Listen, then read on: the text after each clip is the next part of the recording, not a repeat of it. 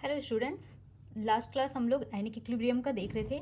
First वाले video में हम लोगों ने आयनिक इक्विलिब्रियम में कुछ इंट्रोडक्टरी टर्म्स को पढ़ा था, जैसे कि एसिड बेस थ्योरी वगैरह, और उसको अगर आप लोगों ने नहीं देखा तो वो वीडियो एक बार जाकर के देखो। ये सेकंड पार्ट है इक्विलिब्रियम का। इसमें हम लोग आगे कंटिन्यू करते हुए अभी हम लोग पढ़ेंगे types of substance according to conductivity, क्योंकि आयनिक इक्विलिब्रियम है, इसमें इलेक्ट्रोलाइट के बारे में हम लोग को पढ़ना है, तो ये टॉपिक आप लोग के लिए कंपलसरी है यहाँ पे पढ़ना।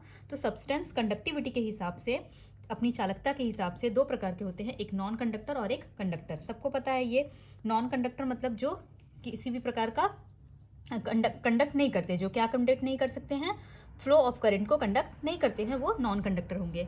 क्या लिख सकते हैं हम लोग इसमें कि which do not show the flow of current, do not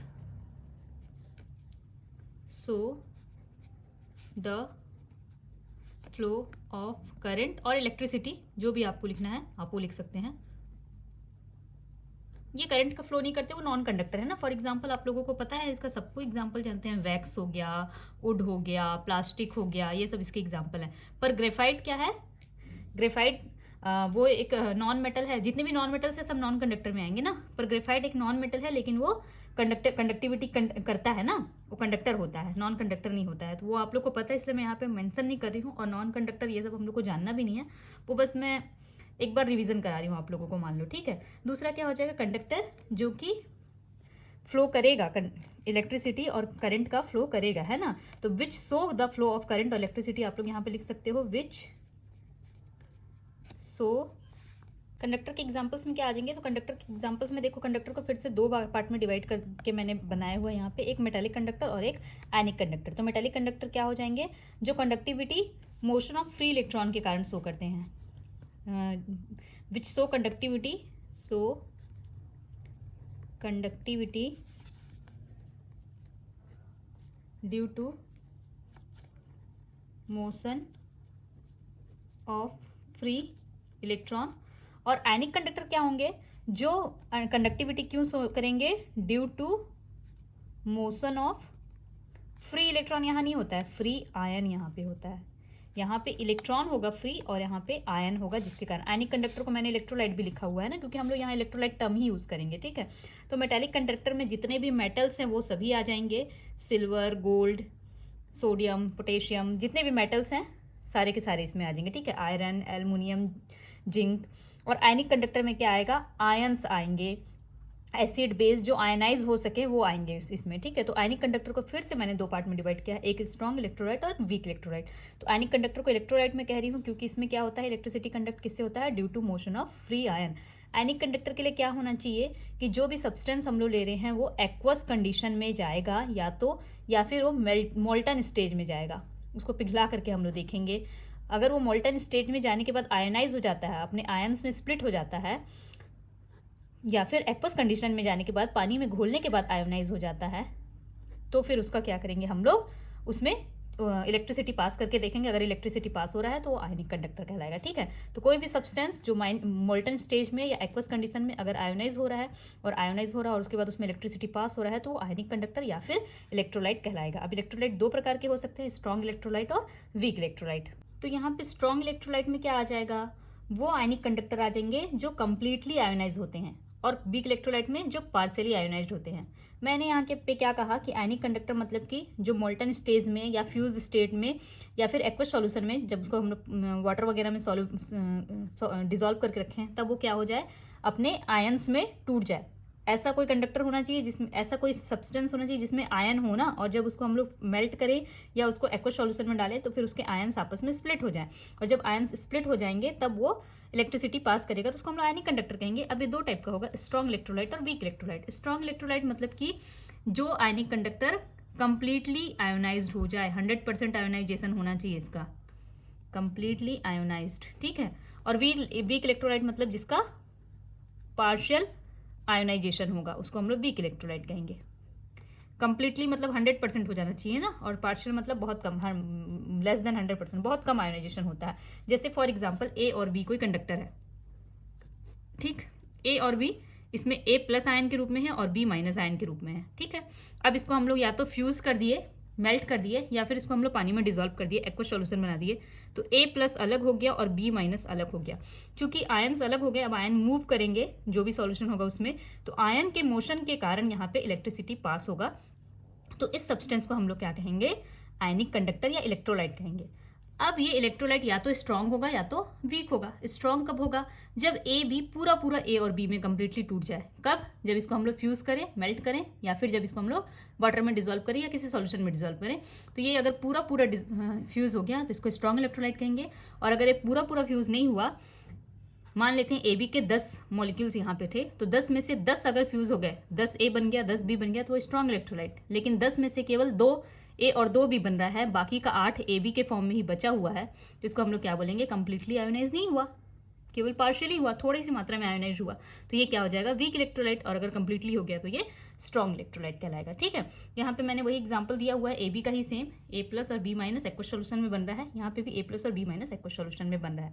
ठीक है, अब यहाँ पे देखना ये है हम लोगों को कि A+ और B- बन तो रहा है, लेकिन अगर ए बी यहाँ पे C मोलर है, कॉन्सेंट्रेशन इसका कितना है, C मोलर, मान लेते हैं 10 मोलार इसकी कॉन्सेंट्रेशन है, यहाँ पे मैंने लिया था 10 मोलार, तो ये भी 10 मोलार बनेगा, ये भी 10 मोलार बनेगा। तो यहाँ पे मैंने 10 की जगह पे क्या लिख लिया, C मोलार, तो ये भी कितना बनना चाहिए, C मोलार और C मोलार, क्योंकि 100% आयोनाइज्ड हो रहा है, तो 10 में से 10 Ca और 10 B पूरे बाहर निकलेंगे। लेकिन इसका कॉन्सेंट्रेशन अगर हम लोग लिए हैं C मोलार, और C में से ये केवल कुछ मात्रा में आयोनाइज हो रहा है, पूरा नहीं। जैसे हम लोग यहाँ पे कितना लिए थे, 10 लिए थे, 10 में से केवल 2 बन रहा था, तो यहाँ पे ये 10 था, 10 मोलार बना कितना, 2 मोलार, तो ये कितना बचेगा, 10 - 2 मोलार, यानी कि 8 मोलार बचेगा। ठीक है, तो यहाँ पे C से ये केवल C अल्फा और C अल्फा अगर बन रहा है, तो ये बचेगा कितना, C - C अल्फा। ठीक है, तो इसका कॉन्सेंट्रेशन हो जाएगा C - C अल्फा, जैसे 10 - 2 मैंने लिखा है, और इसका कितना हो जाएगा, क्योंकि C अल्फा बन रहा है, 2 बन रहा है, तो 2, तो ये C अल्फा। तो ये लिखना आप लोगों को आना चाहिए ना, इसलिए मैं यहाँ पे एकदम बार बता रही हूँ इसको, क्योंकि एकदम कम अच्छे से लिखना आना चाहिए, और यही वीक इलेक्ट्रोलाइट वाला ही इंपॉर्टेंट भी है ना, ये तो लिखने की जरूरत पड़ती नहीं है हम लोग को, तो ये आप लोग को लिखना आ जाना चाहिए। तो यहाँ पे क्या हो गया, इलेक्ट्रोलाइट का हम लोग ऐसे C अल्फा ऐसे करके लिखेंगे। अब इसके एग्जाम्पल्स क्या हो सकते हैं, तो स्ट्रॉन्ग इलेक्ट्रोलाइट के एग्जाम्पल्स क्या हो जाएंगे, सारे के सारे strong acids, all strong acids,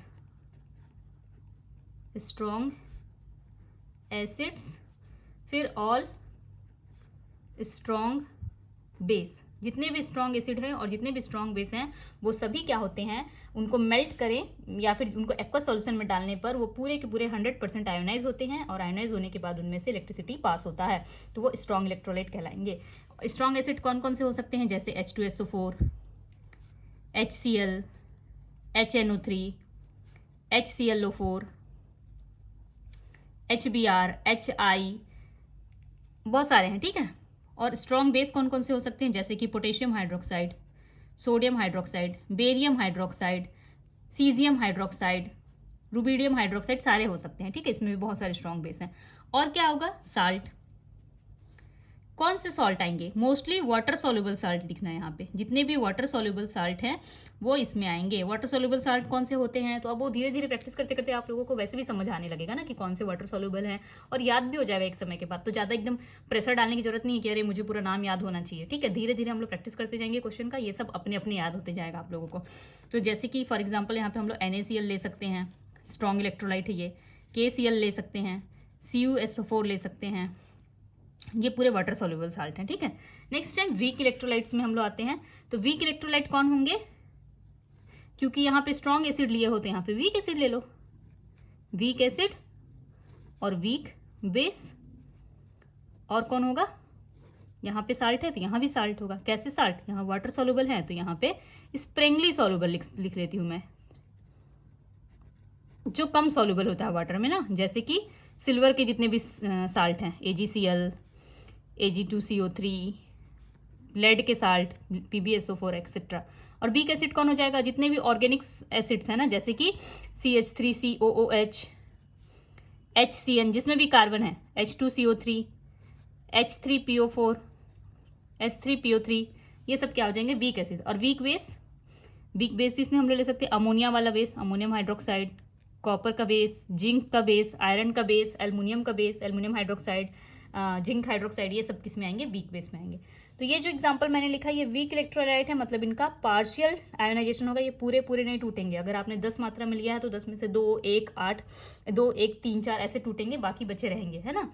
लेकिन स्ट्रॉन्ग एसिड्स या स्ट्रॉन्ग बेस या इस एग्जाम्पल को अगर देखो तो ये इसका अगर 10 अणु लिए हो तो 10 के 10 पूरे आयोनाइज हो जाएंगे। तो इसका कंप्लीटली आयोनाइजेशन होता है, इसका वीक आयोनाइजेशन होता है, पार्शियल आयोनाइजेशन होता है। लेकिन दोनों के दोनों कंडक्टिविटी तो शो करेंगे, इसलिए दोनों के दोनों आयनिक कंडक्टर या इलेक्ट्रोलाइट तो कहलाएंगे। बस स्ट्रॉन्ग और वीक में हमने इसको डिवाइड कर दिया है, ठीक है। अब देखो एक और चीज़ हम लोग यहाँ पे देख लेते हैं, स्ट्रॉन्ग इलेक्ट्रोलाइट और वीक इलेक्ट्रोलाइट हम लोग देख रहे थे। तो मैंने कहा स्ट्रॉन्ग इलेक्ट्रोलाइट 100% आयोनाइज होता है। तो स्ट्रॉन्ग इलेक्ट्रोलाइट के लिए जो अल्फा की वैल्यू होती है वो 1 होती है, और वीक इलेक्ट्रोलाइट के लिए अल्फा की वैल्यू लेस देन 1 होती है, या लेस देन 0, हाँ लेस देन 1 होती है, ठीक है। बहुत कम होती है ना, बहुत ज़्यादा कम होती है 1 से। तो अल्फा क्या है, डिग्री ऑफ आयोनाइजेशन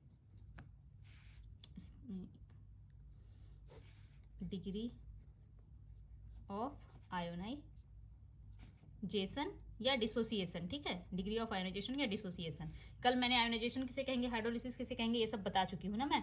तो अब इसका डिग्री ऑफ आयोनाइजेशन या डिग्री ऑफ डिसोसिएशन का फॉर्मूला क्या होता है, तो इसका फॉर्मूला होता है डिसोसिएटेड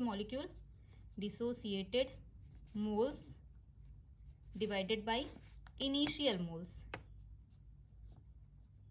इसको भी ध्यान रखना आप लोग, है ना। अब देखो मैंने कहा था कि अगर स्ट्रॉन्ग इलेक्ट्रोलाइट है तो उसके 10 मोल हैं, शुरू में कितने मोल हैं, 10 मोल हैं, और डिसोसिएट होने के बाद भी कितने मोल हैं, डिसोसिएट भी कितने मोल हो रहे हैं, 10 मोल। तो 10/10 इज इक्वल टू कितना हो जाएगा, 1।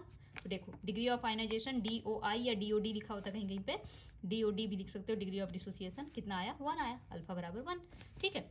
अब यहाँ पे क्या हो जाएगा, डिसोसिएट मोल्स कितना है, डिसोसिएट मॉलिक्यूल्स कितने हैं, 2, और इनिशियल मोल कितना था, 10। 10 से 2 को डिवाइड करोगे कितना आएगा, 0.2। तो 1 से कम आया कि नहीं। तो यहाँ पे अल्फा का वैल्यू हमेशा कम आएगा वीक इलेक्ट्रोलाइट के लिए, और स्ट्रॉन्ग इलेक्ट्रोलाइट के लिए अल्फा का वैल्यू हमेशा कितना आएगा, 1 आएगा। और अल्फा किसे कहते हैं, तो अल्फा डिग्री ऑफ आयोनाइजेशन को कहते हैं। उसका फॉर्मूला होता है dissociates moles divided by initial moles. Initial moles मतलब जो शुरू में है, और डिसोसिएट मोल्स मतलब जो टूटने के बाद जितने मोल्स टूट रहे हैं वो है ना। अब यहाँ पे मैंने कुछ नोट पॉइंट्स लिखा हुआ है, ये इंपॉर्टेंट पॉइंट्स है, आप इसको नोट्स पॉइंट्स करके हाईलाइट करके लिख सकते हो। इलेक्ट्रोलाइट सॉल्यूशंस के लिए ही है। तो क्या लिखा है, in an electrolyte solution total positive charge is equal to total negative charge. Electrolyte solution, क्योंकि हम लोग उसको जैसे ही पानी में डिसॉल्व कर रहे हैं, एक्वस सॉल्यूशन में डाल रहे हैं, तो वो क्या हो जा रहा है, टूट जा रहा है। तो यहाँ पे मैंने जो एग्जांपल्स लिए थे स्ट्रॉन्ग इलेक्ट्रोलाइट, वीक इलेक्ट्रोलाइट, जैसे स्ट्रॉन्ग इलेक्ट्रोलाइट मान लेते हैं H2SO4।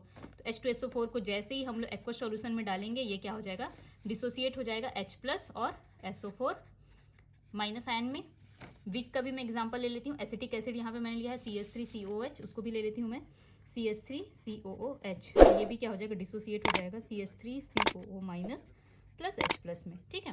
ये आयन्स में डिसोसिएट हो जाते हैं। अब क्या होता है डिसोसिएशन के बाद या आयोनाइजेशन के बाद, टोटल पॉजिटिव चार्ज बराबर टोटल नेगेटिव चार्ज होना चाहिए। तो यहाँ पे 2 हाइड्रोजन है तो 2 कर दिया मैंने। तो टोटल कितने पॉजिटिव चार्ज हो गए, एक हाइड्रोजन पे एक पॉजिटिव, दूसरे हाइड्रोजन पे दूसरा पॉजिटिव, टोटल पॉजिटिव 2+, और यहाँ पे टोटल नेगेटिव भी कितना है, 2-। तो हमेशा जितने पॉजिटिव होंगे उतने ही नेगेटिव भी होंगे। यहाँ पे देखो एक नेगेटिव तो एक पॉजिटिव, ठीक है, एक नेगेटिव एक पॉजिटिव, तो 1 नेगेटिव 1 पॉजिटिव। तो जितने पॉजिटिव चार्ज बनेंगे उतने ही नेगेटिव चार्ज बनेंगे, ठीक है, ये क्लियर है। But number of positive ion may or may not equal to the number of negative ion. पर पॉजिटिव आयन A+ की जो संख्या है वो नेगेटिव आयन के बराबर हो सकती भी है और नहीं भी हो सकती है, ये कंडीशन बोल रहा है। तो यहाँ पे ही देख लो भाई, चार्ज तो ठीक था, चलो 2+ और 2- है ना, एक हाइड्रोजन पे 1+ तो दूसरे हाइड्रोजन पे 2+, तो टोटल 2+ और 2-। लेकिन पॉजिटिव आयंस कितने हैं यहाँ पे, 2H है, H+ कितना है 2, और सल्फेट कितना यहाँ पे बन रहा है 1। तो इनकी संख्या मैच नहीं करी है, 2 है और 1 है ना, यहाँ पे मैच कर रही है। एसिटिक एसिड की संख्या कितनी है 1 CH3CO माइनस एसिटेट आयन की संख्या, और H+ आयन की संख्या भी कितनी है 1। तो ये दोनों मैच कर रहा है। तो नंबर ऑफ नेगेटिव चार्ज और पॉजिटिव चार्ज तो सेम रहेगा, पर नंबर ऑफ आयंस इक्वल हो भी सकते हैं और नहीं भी हो सकते हैं। ये पूछता है करके, ये क्वेश्चन ऐसा पूछता है, इसलिए मैं बता रही हूँ ना। यहाँ पे कुछ एग्जाम्पल्स यहाँ पे दिया हुआ है। HCl में एक H+ और एक Cl-, सॉरी, NaCl में एक Na+ और एक Cl-, करेक्ट है। AlCl3 में एक एल्युमिनियम +3 के साथ और 3 क्लोराइड एक माइनस के साथ। तो चार्ज अगर देखें तो यहाँ पे भी +1, यहाँ पे -1 बराबर है।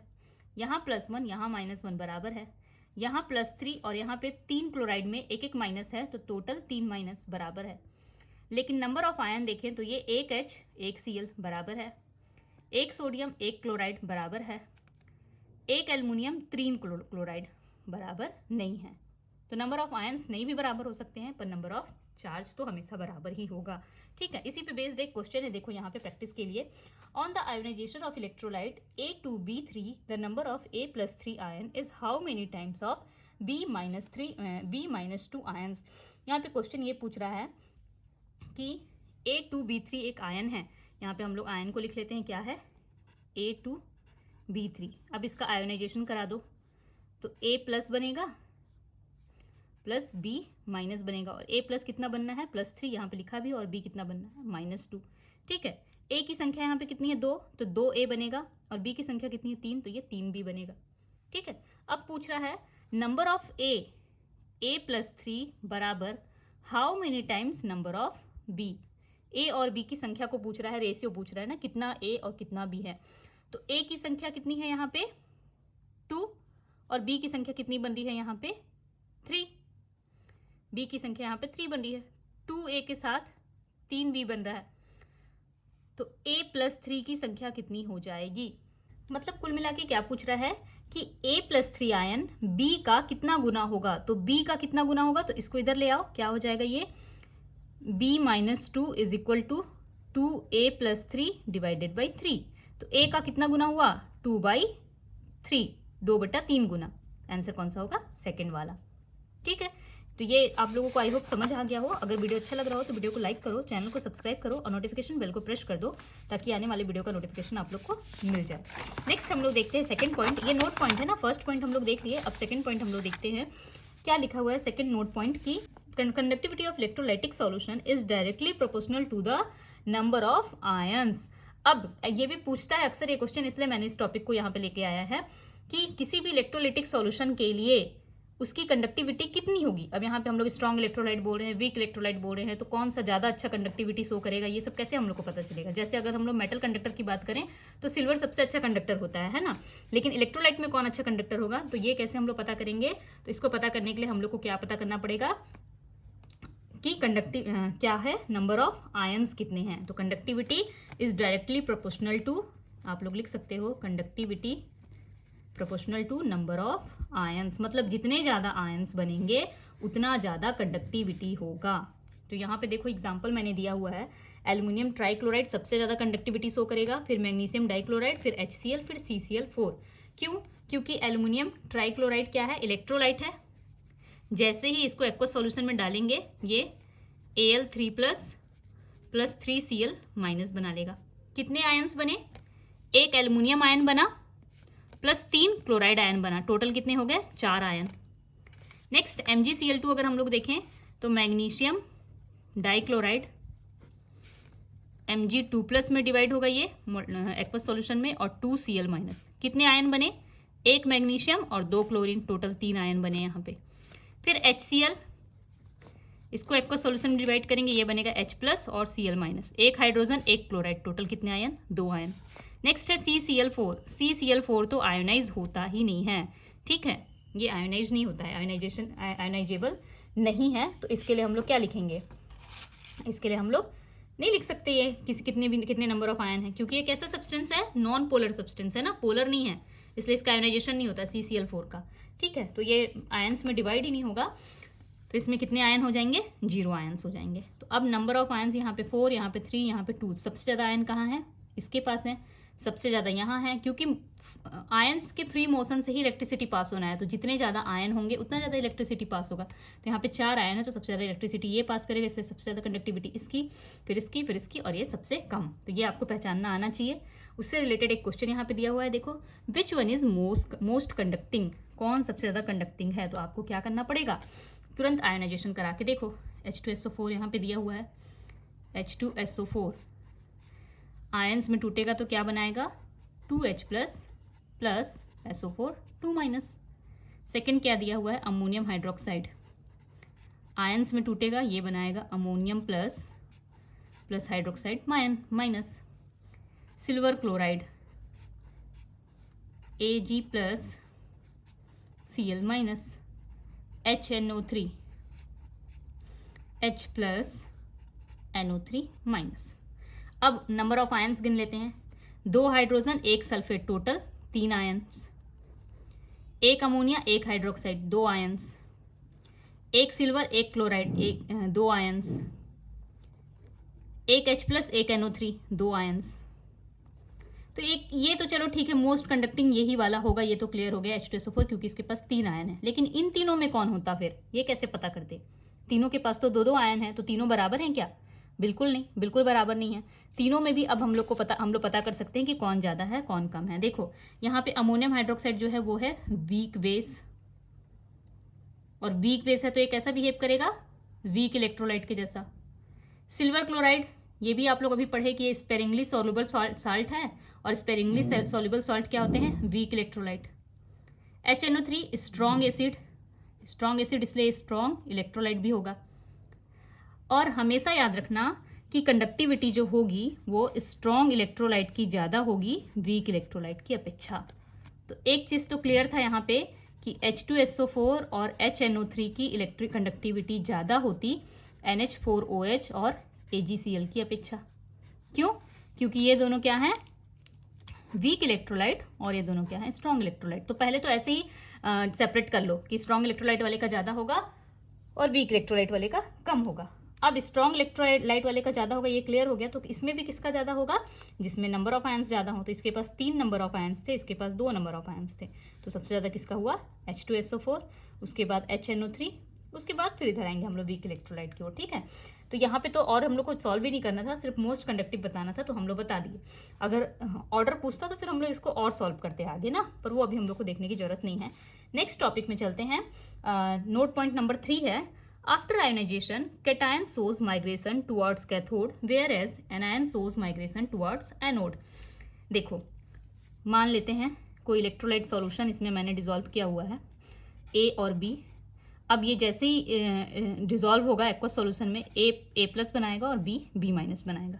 ठीक है, अब यहाँ पे हम लोग ले लेते हैं एक कैथोड और एक एनोड। कैथोड हो गया और ये एनोड हो गया। तो जो कैटायन है वो कहाँ जा रहा है? कैथोड की ओर। पॉजिटिव आयन कहाँ जाएगा? कैथोड की ओर, क्योंकि कैथोड में नेगेटिव है और एनोड में यहाँ पॉजिटिव है। तो नेगेटिव आयन कहाँ जाएगा? एनोड की ओर। माइग्रेट करेगा ना तुरंत, इसलिए बोलते हैं motion of ions. Ions migrate करते हैं ना इधर से उधर, तो मोशन हो रहा है आयन का। तो कैटायन जाएगा कैथोड की ओर, एनायन जाएगा एनोड की ओर। और जो ये माइग्रेशन हो रहा है यहाँ से वहाँ जो ये जा रहे हैं, इसी को हम लोग क्या बोलेंगे? मोबिलिटी। आयंस क्या कर रहे हैं? मूव कर रहे हैं, और उसको हम लोग क्या बोलेंगे? मोबिलिटी। तो यहाँ पे लिखा हुआ है, and in this migration speed of ion in solution is known as mobility of ions. क्योंकि किसी न किसी स्पीड से आयन चल रहे होंगे ना, तो उस स्पीड को हम लोग क्या बोलेंगे? मोबिलिटी बोलेंगे। और मोबिलिटी से क्वेश्चन आता है, तो मोबिलिटी के लिए यहाँ पे मैंने शॉर्टकट दे दिया है कि mobility of ion is inversely proportional to molecular weight, inversely proportional to atomic weight. Weight है ये प्रोपोर्शनल टू अप्लाइड वोल्टेज और प्रोपोर्शनल टू टेम्परेचर। मतलब आयन की मोबिलिटी, आयन की जो स्पीड है वो, अगर उसका मॉलिकुलर वेट ज़्यादा है तो स्पीड कम हो जाएगा, अगर उसका एटॉमिक वेट ज़्यादा है तो स्पीड कम हो जाएगा, अगर वोल्टेज ज़्यादा अप्लाई कर रहे हैं तो स्पीड बढ़ जाएगा, टेम्परेचर ज़्यादा बढ़ा रहे हैं सॉल्यूशन का तो स्पीड बढ़ जाएगा। इसको आप लोग एकदम याद रखना। ठीक है, इससे रिलेटेड एक क्वेश्चन है, आगे हम लोग देखते हैं। ये देखो क्या दिया हुआ है यहाँ पे क्वेश्चन कि विच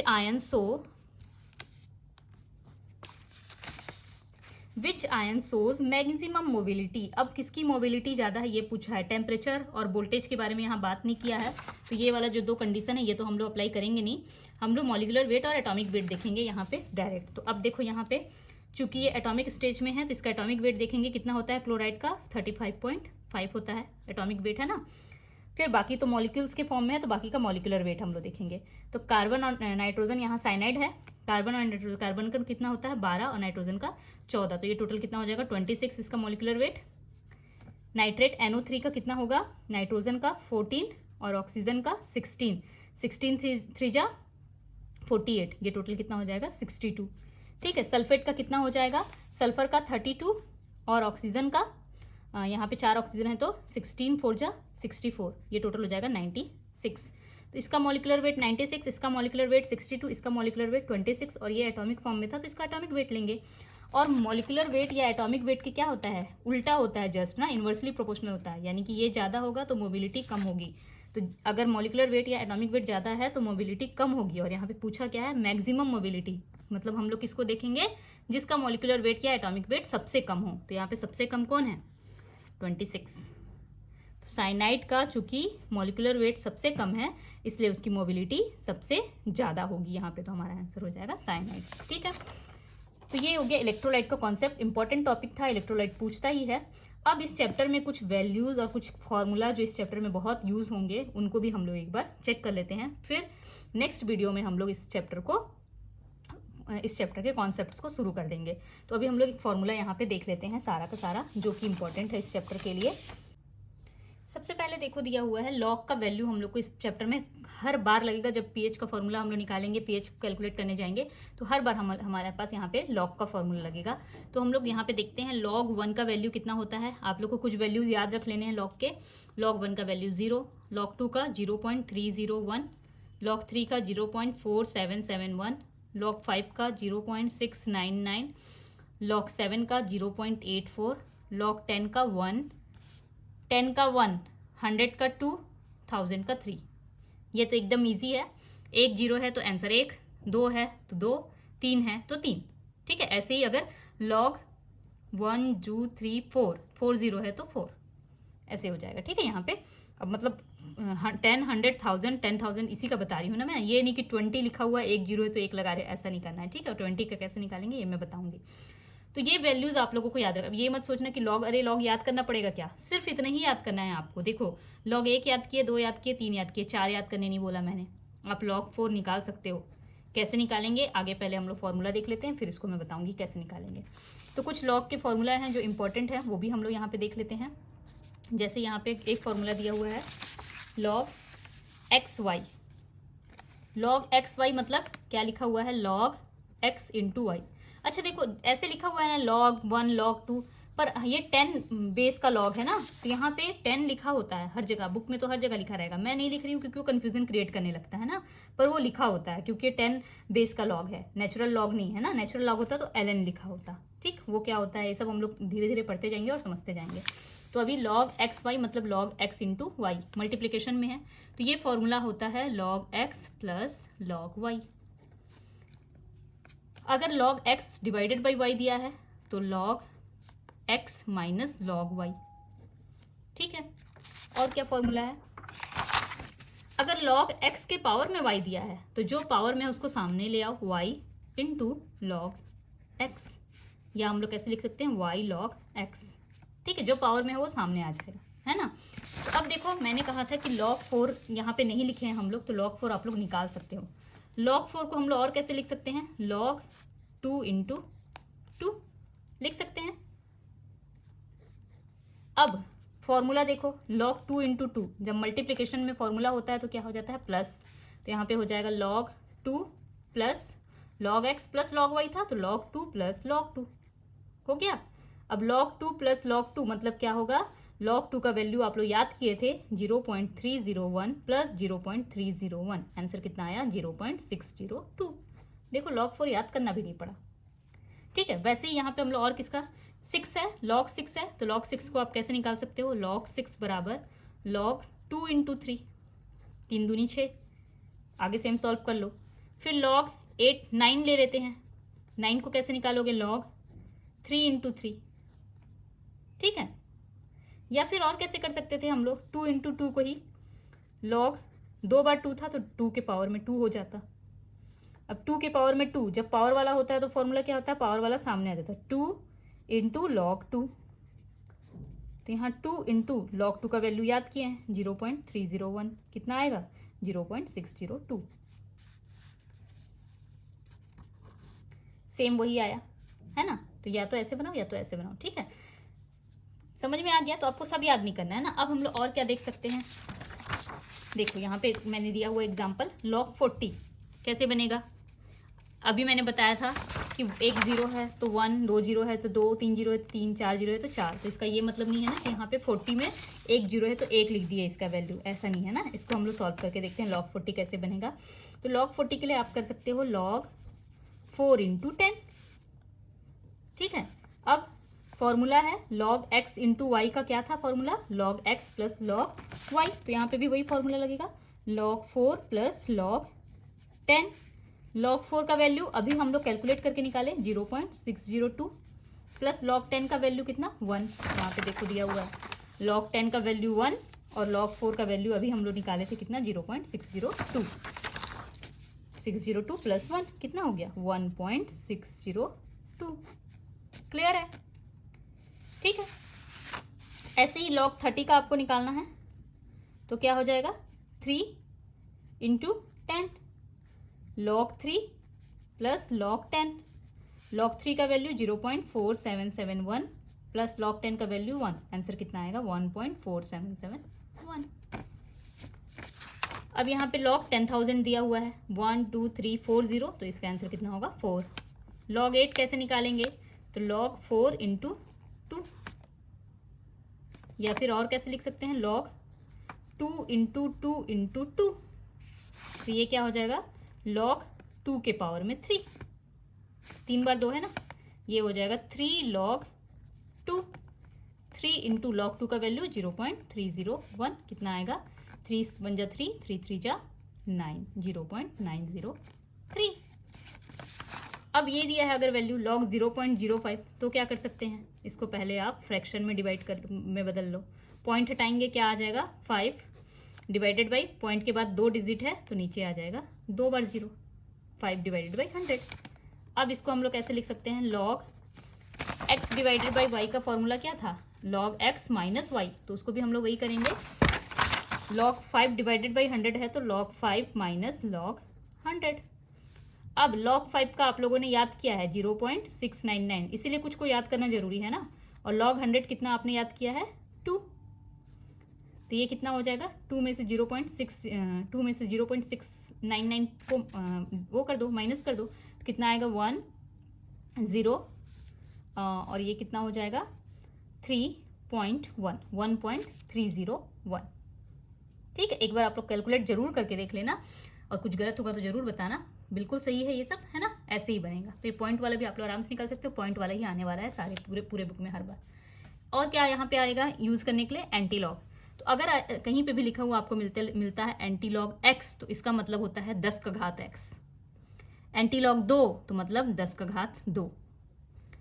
एंटी लॉग 0.84 मतलब 10 का घात 0.84।